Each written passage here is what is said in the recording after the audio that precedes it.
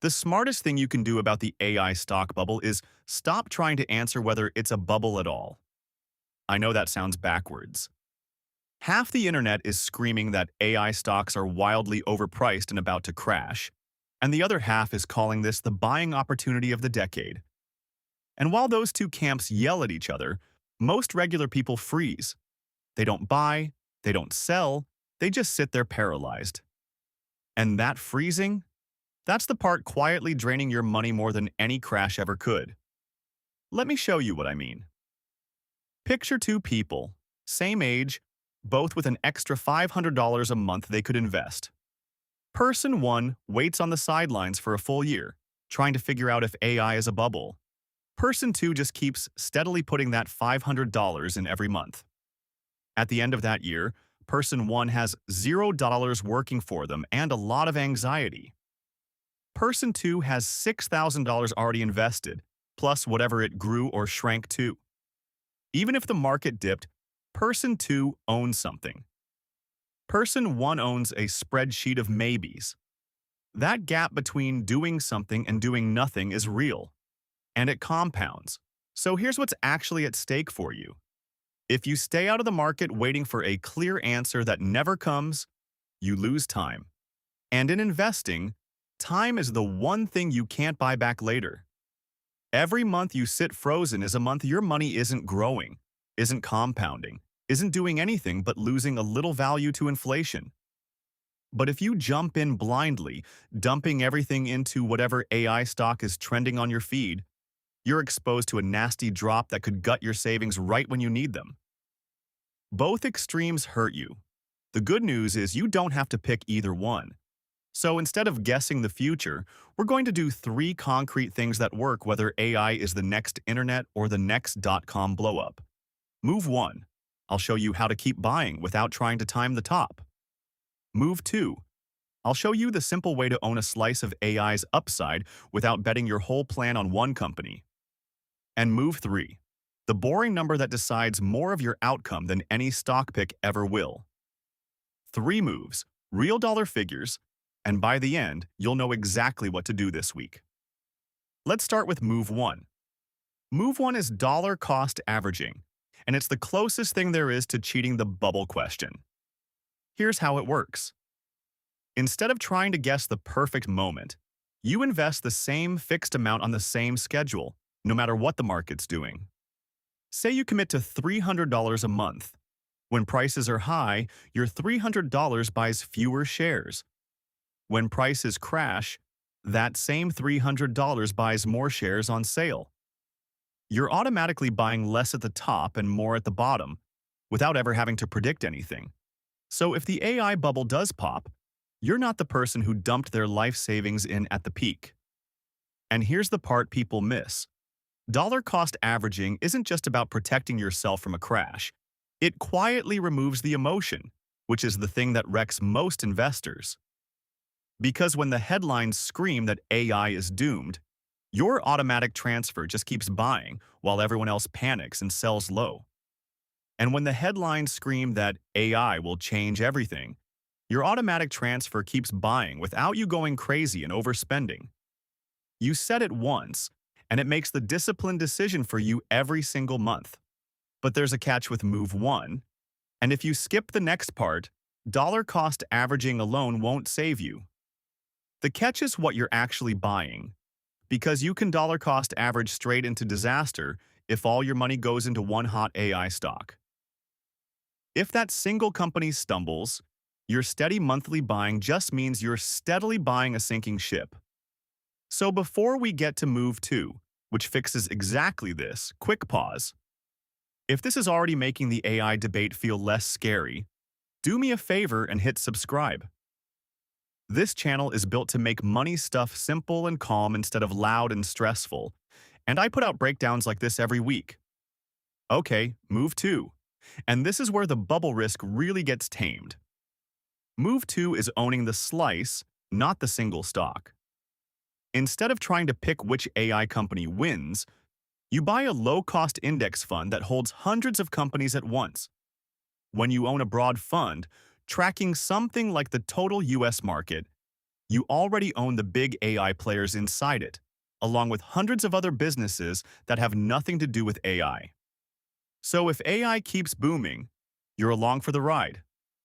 And if the bubble pops, one crashing sector doesn't take down your whole portfolio because you're spread across the entire market instead of one bet. Let me put a number on it. Say you invest $10,000 into a single AI stock and that company drops 40%. You just lost $4,000 and your whole plan hinges on it recovering. Now say you put that same $10,000 into a broad index fund. Even if the AI companies inside it fall hard, they're only a portion of the fund, so your overall loss is far smaller, cushioned by everything else you own. Same market, wildly different pain. That's the entire point of diversification. You keep your exposure to the upside while your downside gets a seatbelt. And the cost to own this protection is almost nothing. Here's why that low cost matters so much. Many broad index funds charge an expense ratio around 0.03 to 0.10% a year. On a $10,000 investment, a 0.03% fee is about $3 a year. Compare that to some actively managed funds charging 1% or more, which on that same $10,000 is $100 a year, every year, whether the fund wins or loses. Those fees don't sound like much, but they compound against you for decades. So Move 2 isn't just about spreading your risk across the market. It's also about keeping way more of your own money instead of handing it over in fees. Which brings us to the biggest move of all. Move 3 is the boring number that decides more than any stock you'll ever pick. Your savings rate. How much you actually put in.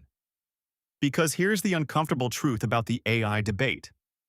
People spend hours arguing about whether stocks will return a little more or a little less next year, while completely ignoring the number they fully control.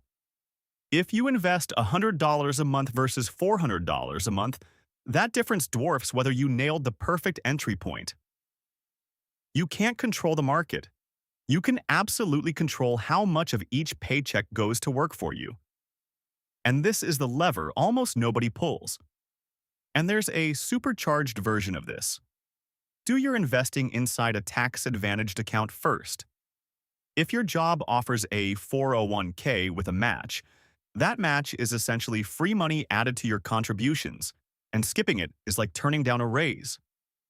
Beyond that, an account like a Roth IRA lets your money grow and come out tax-free in retirement, if you follow the rules. So the exact same $400 a month you invest can end up worth dramatically more just because of where you parked it. The AI stocks inside a tax-advantaged account can grow without the tax drag pulling on them year after year. So watch how these three moves stack together. Your dollar cost averaging a fixed amount every month, so you never have to time the bubble. You're putting it into a low-cost broad index fund, so no single AI company can sink you.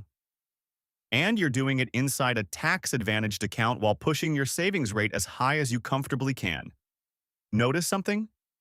Not one of those moves requires you to know whether AI is a bubble or the opportunity of the decade.